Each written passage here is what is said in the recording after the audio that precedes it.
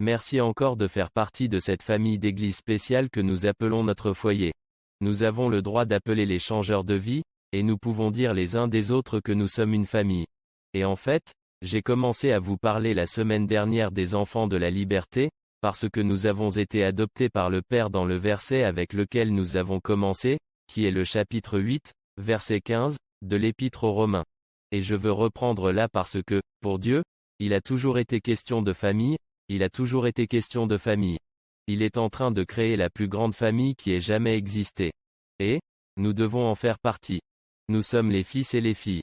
Nous sommes les enfants de la liberté, parce que nous sommes les enfants de Dieu. Et il dit ici dans les Romains, chapitre 8, verset 15, « Car vous n'avez pas reçu un esprit d'esclavage, conduisant à craindre de nouveau, mais vous avez reçu un esprit d'adoption comme fils ou comme enfant comme fils et filles, par lequel nous crions Abba Père », une traduction dit par lequel nous crions, Père, notre Père, Père, notre Père, un si beau verset. Vous n'avez pas reçu l'esprit d'esclavage, encore une fois de la crainte, mais vous avez reçu l'esprit d'adoption des enfants, par lequel nous crions, Père, notre Père, et je veux que vous entendiez ceci, l'esprit d'adoption est ce qui nous délivre, de l'esprit de crainte. L'esprit d'adoption est ce qui nous délivre, de l'esprit de rejet. L'esprit d'adoption est ce qui nous délivre de l'esprit d'asservissement à la peur, au rejet, à l'insécurité, à l'infériorité, voire à la colère, qui est le fruit de la peur. Vous voyez, lorsque vous réalisez que vous avez été adopté, que vous faites partie de la famille royale de Dieu, cela vous libère du rejet de la vie. Quand tu es rejeté par la vie, ça ne te fait pas de mal. Cela ne vous affecte pas. Il ne pénètre pas dans ton cœur ou ton âme parce que ton bouclier de foi en Dieu, ton Père, est plus puissant que tous les fléchettes d'infériorité qui viennent contre nous. Tous les dards ardents du rejet. Toutes les fléchettes enflammées de l'insécurité. Toutes les fléchettes enflammées que le diable essaie de lancer sur notre chemin. Le bouclier de la foi, c'est le bouclier de la fidélité de Dieu. Confiance dans le fait que notre Père nous sera toujours fidèle. Et je veux parler de ce que cela signifie d'être des enfants de la liberté. Et je veux parler de la façon de vivre sans peur, parce que les enfants de la liberté, vivent sans peur. Les enfants de la liberté vivent sans peur. Et je veux vous montrer quelques versets qui vous aideront à comprendre cela parce que la peur est, et comme je l'ai dit, toute peur est enracinée dans la peur du rejet. Et, vous ne pouvez pas mettre un prix sur une vie sans peur. Et aujourd'hui, vous allez faire l'expérience d'une vie sans peur.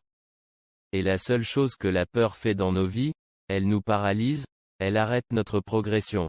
Satan aime arrêter votre progression par la peur. Arrêtez de vivre dans l'audace à cause de la peur, et d'où vient la peur? La peur d'être rejeté, ou la peur d'être jugé, et nous savons déjà que Dieu ne nous rejettera jamais et Dieu ne nous jugera jamais, comme le monde sera jugé, parce que nous avons accepté Jésus-Christ comme Sauveur et Seigneur. Et nous avons parlé du jugement pendant plusieurs semaines. Ainsi nous pouvons vivre, sans crainte, face au rejet du monde. Les pièges de comparaison du monde, les soucis, les peurs et les angoisses du monde, comment vivre vraiment sans peur, voilà ce que je veux que vous retiriez de ceci. Et comment vivre vraiment comme des enfants de la liberté. Et, rappelez-vous que la peur est le chemin des mauvaises décisions. La peur est toujours le chemin vers le côté obscur. Comme Yoda l'a dit, rappelez-vous la peur est le chemin vers le côté obscur. La peur mène à la colère mène à la haine. La haine mène à la souffrance, disait Yoda. C'est une belle citation. Je l'adore. La peur nous empêche de devenir les personnes que Dieu a voulu que nous soyons. Ainsi, enfants de la liberté, nous pouvons vivre sans crainte. Nous pouvons vivre, libérés de la peur, sans que la peur nous domine, sans l'esclavage du rejet et de la colère, de l'insécurité, de l'infériorité et de l'anxiété paralysante. Tu sais, tu peux vivre comme ça totalement, sans peur. 16 dit, nous avons appris à connaître et à croire l'amour que Dieu a pour nous. Car Dieu est amour, et celui qui demeure dans l'amour demeure en Dieu, et Dieu demeure en lui. Remarquez ce qu'il dit là, nous avons appris à connaître et nous avons cru à l'amour que Dieu a pour nous, le connaître et le croire, connaître l'amour de Dieu qu'il a pour nous, et croire à l'amour de Dieu qu'il a pour nous, nous délivre de la peur.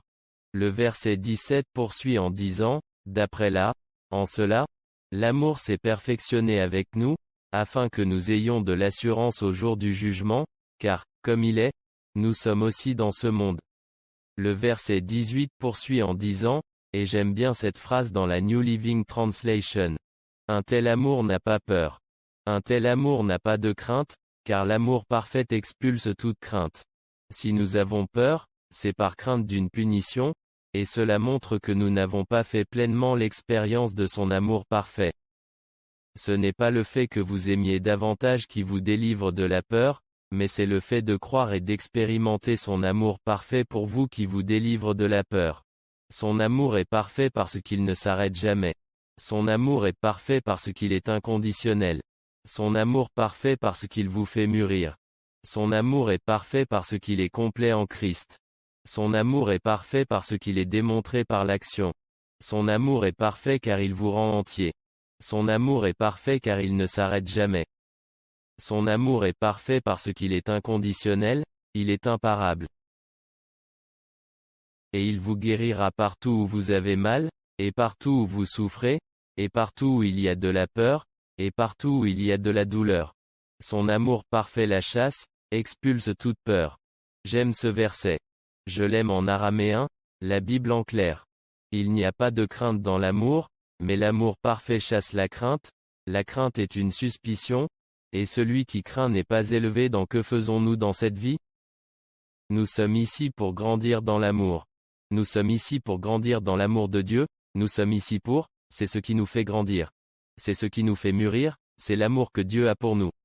Et c'est ce qui nous donne le pouvoir de libérer les autres, de voir les autres se libérer, d'atteindre les autres avec l'Évangile. Maintenant, il y a plusieurs points que je veux faire sur comment les enfants de la liberté vivent. Nous sommes des enfants de la liberté, rappelez-vous parce que dans Galates chapitre 4, verset 6, parce que vous êtes des enfants, Dieu a envoyé l'Esprit de son Fils dans vos cœurs. Je veux que vous voyiez ceci, 6, parce que vous êtes des enfants, ces enfants, les enfants de Dieu, Dieu a envoyé l'Esprit de son Fils dans vos cœurs, où nous crions, Père, notre Père, ou Abba Père. Verset 7, maintenant, tu n'es plus un esclave, dis-le, maintenant je ne suis plus un esclave, mais je suis le propre enfant de Dieu. J'aime comment il le dit dans la New Living Translation. Maintenant, dites-le à voix haute, dites, maintenant je ne suis plus un esclave. Nous disons juste ce verset, c'est ce qui active le pouvoir, ce verset, le dire à haute voix. Je veux que vous disiez ça, dites maintenant je ne suis plus un esclave, mais je suis le propre enfant de Dieu. Et puisque je suis son enfant, Dieu a fait de moi son héritier. Son héritier des promesses, son héritier de l'héritage. Et le verset 7 dit, dans la version CE, j'adore ça aussi. Vous n'êtes plus des esclaves, vous l'avez chanté dimanche dernier. Nous le vivons ce dimanche. Vous n'êtes plus des esclaves. Vous êtes les enfants de Dieu. Et vous recevrez ce qu'il a promis. Vous n'êtes plus des esclaves, vous êtes des enfants de Dieu et il vous sera donné, ce qu'il a promis. Et c'est pourquoi je veux parler, et continuer à parler, de ce que cela signifie d'être des enfants de la liberté. De la liberté vivent numéro 1, les enfants de la liberté vivent sans peur. Numéro 2, écrivez ceci, cela va changer votre vie, et je vais les passer en revue assez rapidement.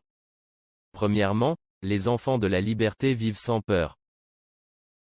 Nous vivons sans peur, nous savons que nous sommes acceptés, nous savons que nous sommes aimés, nous savons que nous choisis, alors nous pouvons vivre sans nous savons que Dieu ne nous rejettera jamais. Le psaume 94, verset 14, dit, « L'Éternel ne rejette pas son peuple, il n'abandonne pas son bien particulier. » Nous pouvons être libérés de la peur, du rejet, de l'abandon. Ou juste être une moyenne, il a dit que nous étions sa possession spéciale. C'est magnifique. Premièrement, les enfants de la liberté vivent sans peur. Numéro 2, les enfants de la liberté demandent avec audace. Je veux que tu penses à ça. C'est ce que vous êtes. Les enfants de la liberté vivent sans peur.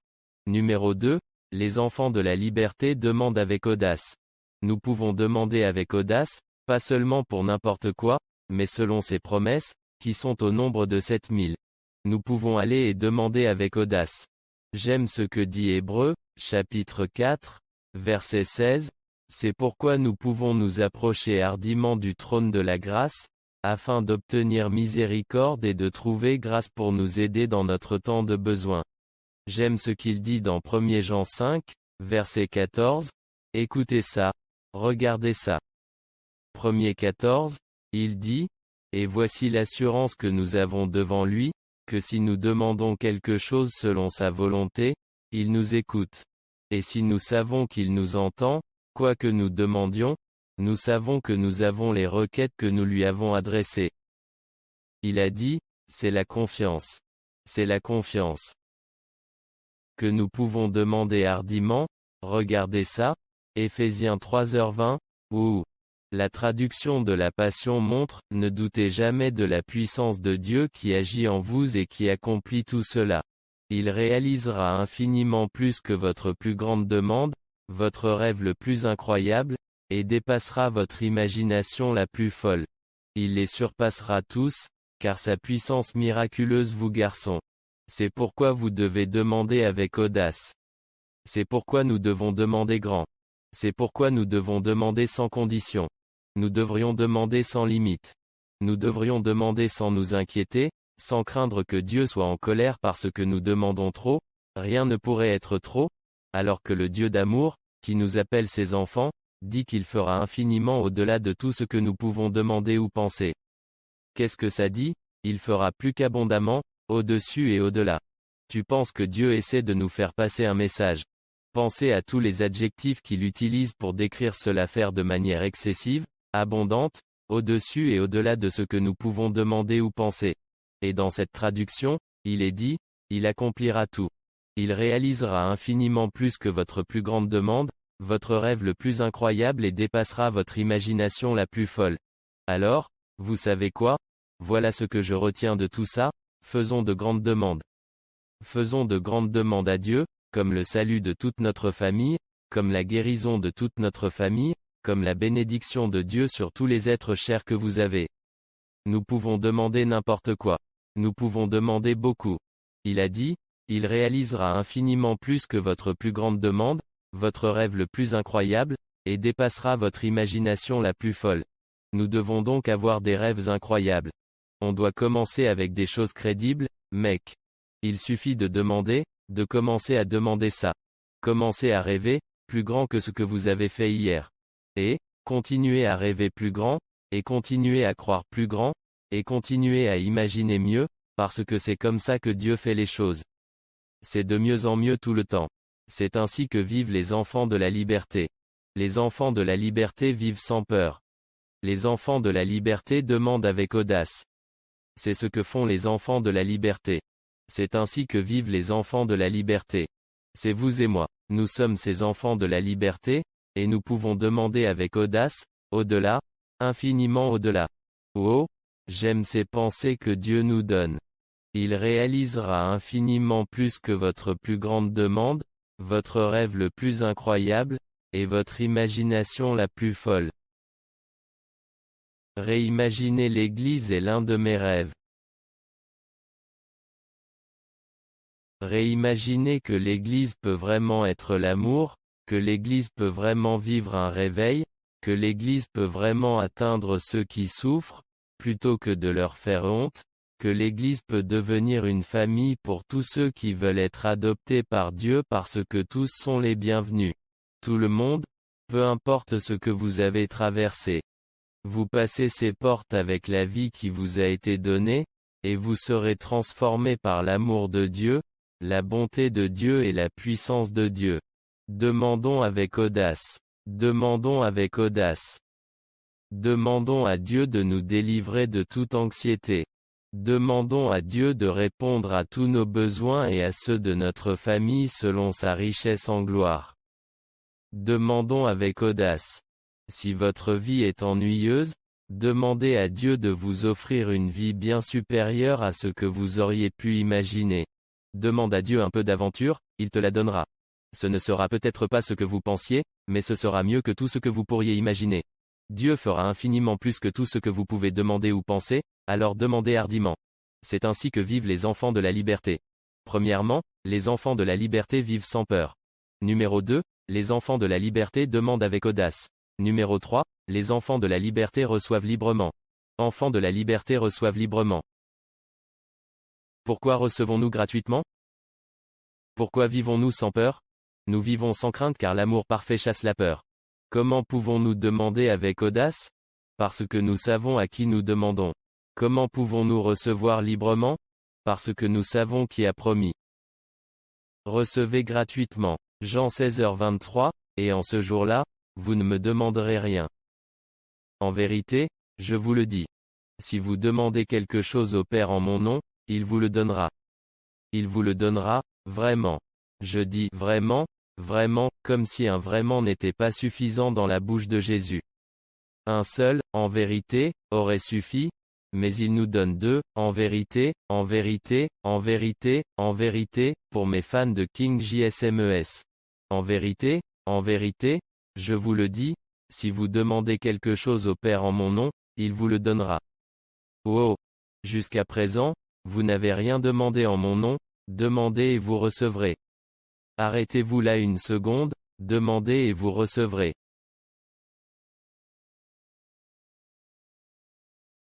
Enfants de la liberté, recevez librement, les enfants de la liberté reçoivent librement, parce qu'ils connaissent celui qui a promis. Les enfants de la liberté reçoivent librement, numéro 3. Numéro 4.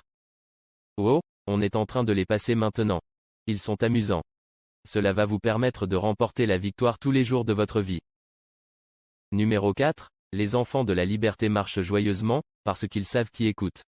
Ils marchent joyeusement, parce qu'ils savent qui les écoute. Les enfants de la liberté vivent sans peur, car l'amour parfait chasse la peur. Enfants de la liberté, demandez hardiment, car ils savent à qui ils prient. Les enfants de la liberté reçoivent librement, car ils savent qui a fait la promesse. Et les enfants de la liberté marchent joyeusement, parce qu'ils savent qui écoute. Regardez à nouveau le verset 24 dans Jean 16. C'est un peu comme recevoir gratuitement. Il dit, au verset 24, « Jusqu'à présent, vous n'avez rien demandé et vous recevrez. » Regardez ça. Jusqu'à présent, vous n'avez rien demandé mon nom. Demandez, nous dit Jésus. Jusqu'à présent, vous n'avez rien demandé mon nom. Demandez et vous recevrez. Pour que votre joie soit complète. Vous voyez d'où vient la joie? Cela ne vient pas d'un simple sentiment spirituel, ce n'est pas seulement un sentiment spirituel que certaines personnes ont. Jésus a dit que la joie vient de ce que nous savons que lorsque nous demandons au Père en son nom, il veut que nous, demandez et vous recevrez, afin que votre joie soit complète.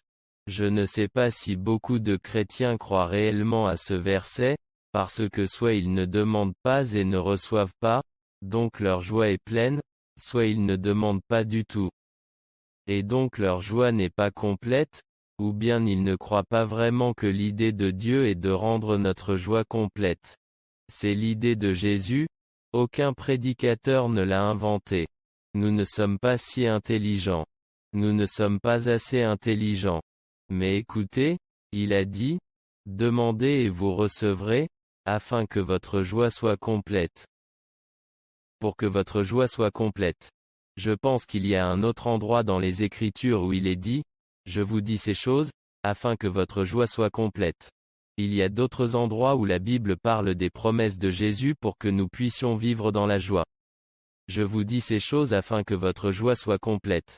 Je pense qu'il le dit dans le chapitre 15 de Jean, Jean 16, car je vous ai parlé. Afin que, lorsque leur heure viendra, ils disent que vous vous souvenez que je vous ai dit ces choses, que je ne vous ai pas dites au début parce que j'étais avec vous. C'est juste un bonus verse. Ça n'a rien à voir avec ce que je dis, mais voici la bonne nouvelle. La Bible dit que si nous demandons en son nom, nous pouvons recevoir, et notre joie sera complète. Oh, j'adore cette promesse. Nous pouvons marcher dans la joie. Tu sais que Dieu ne veut pas que tu vives sans joie. La joie est un fruit de l'esprit. Le fruit de l'esprit est l'amour et ensuite la joie. La première chose qui découle de l'amour de Dieu est la joie. La chose qui nous rend le plus heureux dans la vie est l'amour. L'amour nous rend plus heureux et plus joyeux, et Dieu nous aime en faisant de nous ses enfants. Il nous aime en faisant de nous ses enfants, en faisant de nous des enfants de la liberté, et les enfants de la liberté peuvent demander. Regardez ce qu'il dit, encore, au verset 24, les enfants de la liberté peuvent demander et recevoir, afin que notre joie soit complète. C'est l'idée de Dieu pour que tu sois heureux. C'est l'idée de Dieu, pour que vous ayez de la joie. Je connais beaucoup de chrétiens qui se chamaillent pour savoir s'il y a une différence entre le bonheur et la joie. La joie vient du Seigneur, et le bonheur est basé sur les circonstances. Pour moi, c'est la même chose et les Écritures les mentionnent à peu près autant. Si ce n'est plus, il y a plus de versets sur le bonheur dans la Bible, peut-être même qu'il y en a sur la joie. Mais le bonheur n'a pas à être basé sur les circonstances. La Bible dit qu'est heureux l'homme qui ne se condamne pas lui-même. Heureux l'homme, qui sait que ses péchés sont pardonnés. Heureux l'homme dont le Dieu est le Seigneur. Comme il y a beaucoup d'endroits dans les Écritures dont la Bible parle qui nous rendent heureux. C'est l'idée de Dieu. Mais ici, nous pouvons marcher joyeusement. Les enfants de la liberté marchent joyeusement. Nous ne marchons pas dans la dépression, nous avons un Père céleste. Nous ne marchons pas dans l'anxiété, nous avons un Père céleste. Nous ne marchons pas dans la peur, nous avons un Père céleste. Nous ne sommes pas condamnés à marcher, nous avons un Père céleste. Nous ne marchons pas dans la peur, nous avons un Père céleste. Nous ne marchons pas sans la certitude et l'assurance que nous allons au ciel, parce que notre Père dans les cieux, nous y attend. Oh, quelqu'un doit crier, Amen, ou quelque chose comme ça, et me le faire savoir. Criez-moi Amen tout de suite en le tapant en gras. Je veux avoir de vos nouvelles. Venez en famille en ligne. C'est la meilleure chose que nous avoir, c'est d'être des enfants de et j'appelle ça des enfants de la liberté. Nous sommes les fils et filles de Dieu et donc, nous vivons sans peur. Nous sommes les fils et filles de Dieu, donc nous pouvons demander avec audace. Nous sommes les fils et filles de Dieu, donc nous pouvons recevoir librement. Nous sommes les fils et les filles de Dieu, c'est pourquoi nous pouvons vivre, bouger et marcher dans la joie. Wow! Promesse d'amour de Dieu. Numéro 5. Cela nous ramène au premier, non, au deuxième, mais au cinquième. Les enfants de la liberté se comportent avec confiance. Nous nous comportons avec confiance. Pas de manière arrogante. L'arrogance, c'est quand on pense qu'on est meilleur que quelqu'un d'autre à cause de quelque chose, alors qu'en réalité nous sommes tous égaux en Christ. Peu importe qui nous sommes, peu importe d'où nous venons, peu importe ce que nous avons traversé, nous sommes tous des co-héritiers, nous sommes une famille. Vous savez, dans une famille saine, les enfants se célèbrent entre eux. Dans une famille saine, les conjoints se célèbrent mutuellement. Ils s'apprécient mutuellement. Ils sont heureux quand les autres réussissent. Dans une famille saine, tous les enfants sont heureux les uns des autres, lorsqu'ils réussissent. Ils ne sont pas jaloux, parce que nous sommes une famille. Pourquoi serions-nous jaloux que notre frère ou notre sœur soit béni? Parce que nous le savons, nous avons le même Père qu'eux. Nous pouvons vivre et nous comporter avec confiance, c'est ce que font les enfants de la liberté, nous nous comportons avec confiance. Nous ne sommes pas inquiets. Nous ne sommes pas inférieurs. Nous ne vivons pas dans l'infériorité. Nous n'avons plus à vivre avec ce complexe. Nous ne vivons pas dans l'insécurité, nous n'avons plus à vivre avec ce complexe. Nous pouvons avoir de l'audace, nous pouvons avoir confiance, parce que nous savons où aller quand nous sommes inquiets. Nous savons où aller quand nous avons peur, nous savons où aller quand nous avons un besoin. Retournez à Hébreux, chapitre 4, verset 16, allons donc avec audace. J'aime ce que je pense être dans le New American Standard, il a dit, approchons-nous donc avec confiance du trône de la grâce. Approchons-nous avec confiance du trône de la grâce. Nous avons chanté sur ce trône aujourd'hui. C'est le trône de la grâce et l'agneau est sur le trône. Tu n'es pas content? Ce n'est pas un trône de jugement, c'est un trône de grâce. Ce n'est pas un trône de punition, c'est un trône de grâce. Ce n'est pas le trône de la colère de Dieu, c'est le trône de la grâce, et nous pouvons recevoir la miséricorde à chaque fois. Et trouver Grace pour aider, je veux juste être clair à ce sujet. Quand pouvons-nous aller avec confiance au trône de la grâce? Quand pouvons-nous recevoir la miséricorde et trouver la grâce pour nous aider? Oh, elle se trouve dans ces 4 derniers mots du verset en cas de besoin. Donc si vous avez un besoin financier, c'est le moment du besoin. Allez au trône de la grâce avec confiance. Vous avez un besoin émotionnel, vous avez un besoin. Allez au trône de la grâce avec confiance. Vous avez un besoin physique, vous un besoin, c'est un temps de besoin. Allez avec confiance au trône de la grâce. Vous avez un besoin relationnel, c'est un besoin. Dieu promet de l'aide en cas de besoin, allez avec confiance au trône de la grâce. Nous pouvons nous comporter avec confiance dans nos vies. Nous pouvons nous adresser à Dieu avec confiance dans nos vies, parce que nous savons que le sang de Jésus nous donne l'assurance d'aller devant notre Dieu, de nous tenir en sa présence sans crainte, sans condamnation, sans culpabilité, sans honte. J'aime ce qu'ils disent 9, nous pouvons venir dans le lieu saint par le sang de Jésus, nous avons la confiance pour entrer dans le lieu saint par le sang de Jésus. Nous n'avons pas l'assurance d'entrer dans le lieu saint à cause de notre sainteté. Nous avons l'assurance d'entrer dans le lieu saint à cause de la sainteté du sang de Jésus. Nous avons sa sainteté, le sang de Jésus. Le sang de Jésus nous donne la confiance pour aller hardiment au lieu saint, au trône de la grâce, au lieu saint. J'aime qu'on puisse aller au trône de la grâce. On va aller dans le lieu saint. Nous devons aller chercher son visage. Et quel jour ce sera, quand nous verrons son visage, sans cette limitation terrestre qui nous limite maintenant. On peut toujours aller à lui, à tout moment, avec audace, à tout moment pour le lieu saint. À tout moment au trône de la grâce. Allons-y. Et rencontrer son beau visage. Numéro 6. Enfant de la liberté, numéro 1, vivez sans peur. Enfant de la liberté, numéro 2, demandez avec audace. Enfant de la liberté, numéro 3, recevez librement. Enfant de la liberté, numéro 4, marchez dans la joie. Les enfants de la liberté, numéro 5, se comportent avec confiance. Les enfants de la liberté, numéro 6. Les enfants de la liberté, se relèvent rapidement quand ils sont tombés, parce qu'ils savent qui ils sont la justice de Dieu.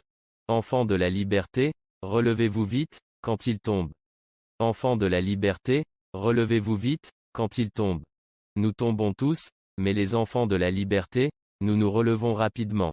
Nous ne restons pas abattus, nous n'allons pas nous rabaisser, nous n'allons pas rabaisser les autres. Nous n'allons pas blâmer Dieu, nous n'allons pas être en colère contre Dieu, nous n'allons pas abandonner. Nous n'allons pas abandonner, parce que nous sommes des enfants de la liberté et nous avons la liberté de nous relever rapidement, quand nous tombons. Regardez ce qu'il dit dans le chapitre 24 des Proverbes, verset 16, il est dit qu'un homme juste tombe 7 fois, mais il se relève. Un homme juste tombe mais il se relève. Il se relève. Peu importe le nombre de fois, il utilise le nom. Le mot 7. Il utilise le chiffre 7 parce que 7 parle du nombre de la perfection et si vous êtes tombé 7 fois. Il dit, regarde, tu peux tomber 7 fois et te relever encore. Pourquoi sommes-nous justes, d'ailleurs? Ça veut dire que tu vas continuer à te lever, jusqu'à ce que tu sois mature. Et quand on tombe, si on tombe encore, quand on mûrit, on peut se relever parce qu'on n'est pas encore complètement mûr. Aucun d'entre nous n'est encore à la perfection, aucun d'entre nous n'est encore pleinement mûr, alors nous tombons encore parfois, mais les justes, regardez ça. Je pense que le New American Standard, où qu'il soit, un homme est bien, qui est l'homme juste? La Bible dit que, grâce à l'abondance de la grâce et au don de la justice, nous régnons dans la vie. La Bible dit, dans le 2e 21, qu'il s'est fait pécher pour nous afin que nous devenions en lui la justice de Dieu.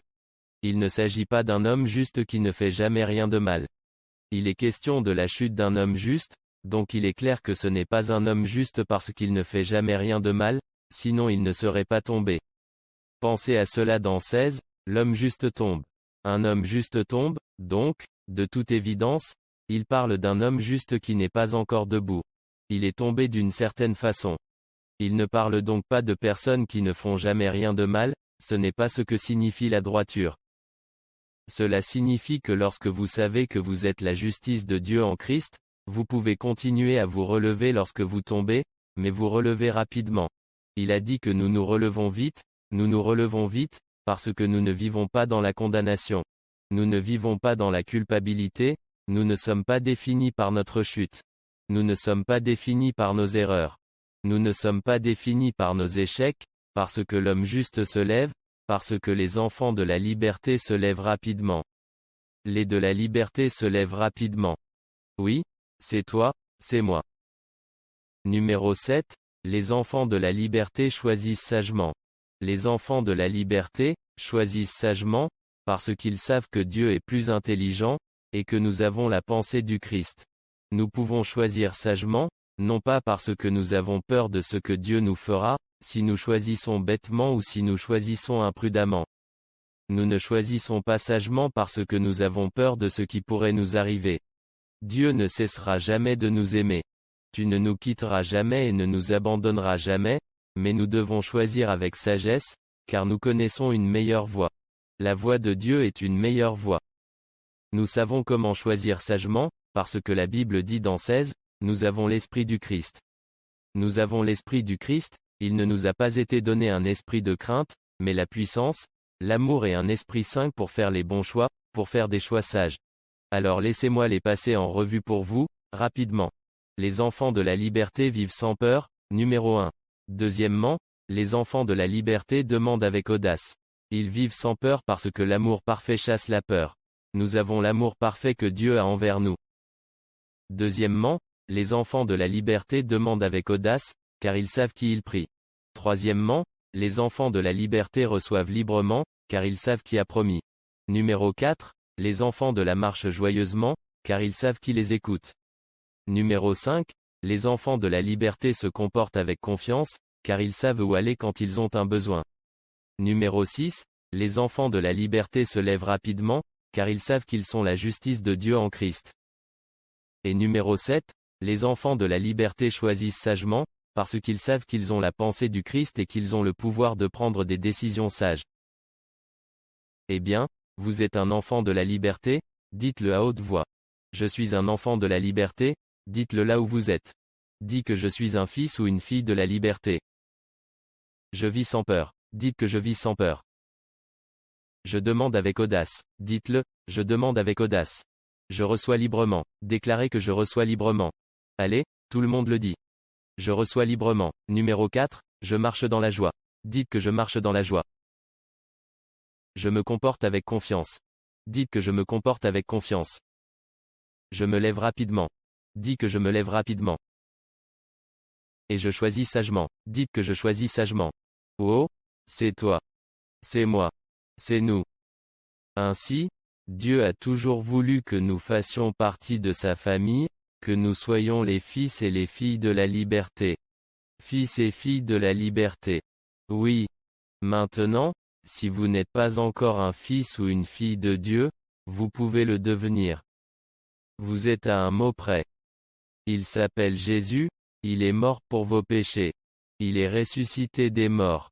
Tout ce que vous avez à faire est de prier et de le recevoir aujourd'hui.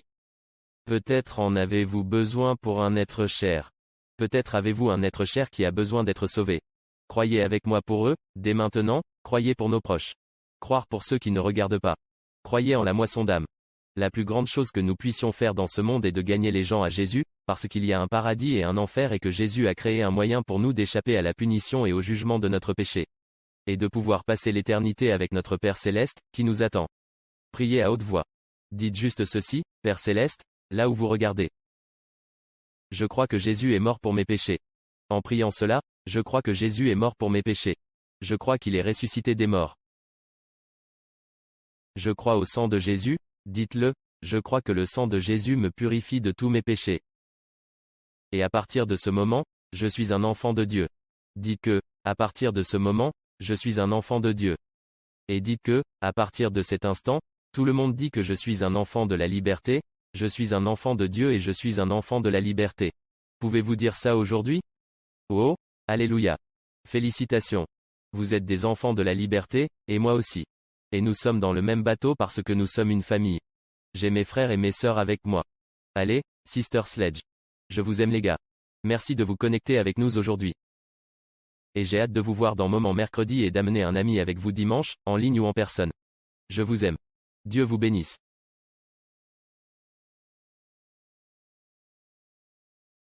Eh bien, merci beaucoup de nous avoir rejoints aujourd'hui. Quel mot incroyable du pasteur. Quelle incroyable expérience de culte. Tout ça a été incroyable. Merci d'avoir pris le temps de participer à ce service avec nous. Mais disons que vous avez manqué les premières minutes. Tu es peut-être arrivé un peu tard, ça m'est déjà arrivé. Vous pouvez aller sur la chaîne YouTube @alif-échanger ou @grégory-dikov et vous pouvez y regarder l'intégralité du service. Donc si vous voulez le revoir ou si vous avez raté des choses, tout est là. Totalement, et si vous voulez peut-être prendre ça dans votre semaine, si vous êtes dans les podcasts, vous pouvez écouter, n'importe quand dans votre voiture pendant que vous conduisez ou au travail. Regardez le podcast de Grégory Dikow. Oui, c'est un moyen génial d'être encouragé tout au long de la semaine. Alors oui. Encore une fois, si vous souhaitez vous porter volontaire ou rejoindre une équipe, n'hésitez pas à consulter le site www.lifechangerchurch.com Connect. Il existe de nombreuses façons de s'impliquer. Nous serions ravis de vous recevoir et, oui, merci beaucoup de vous joindre à nous aujourd'hui. Sérieusement, vous êtes les meilleurs. Nous vous verrons la prochaine fois.